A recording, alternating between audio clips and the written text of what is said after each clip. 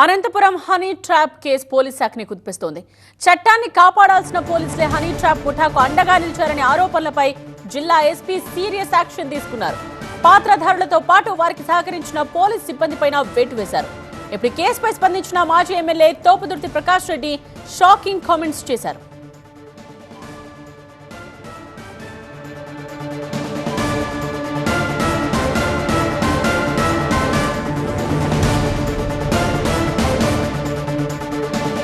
Honey trap ముఠా వెనుక TDP నేతల హస్తం ఉందని చెప్తున్నారు తోపుదుర్తి. పరిటాల సునీత సోదరుడు మురళి ప్రమేయం ఉందంటున్నారు. టీడీపీ హనీ ట్రాప్ ముఠాకు పోలీసులు బలైపోయారు అన్నారు. హనీ ట్రాప్ పై సిబిఐ విచారణకు ఆదేశించాలంటున్నారు. హనీ ట్రాప్ సూత్రధారులపై ఎందుకు చర్యలు తీసుకోలేదు అని తోపుదుర్తి ప్రశ్నిస్తున్నారు.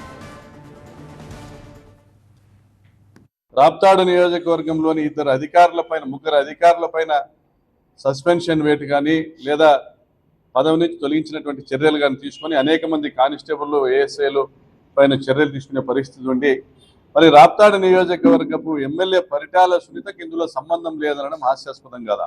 మరి ఆమె తమ్ముడు మురళికి సంబంధం లేకుండా ఇది జరిగింటుందా అని ఈరోజు ఒక పత్రికలో వార్త రావడం కూడా చూస్తూ ఉన్నాం.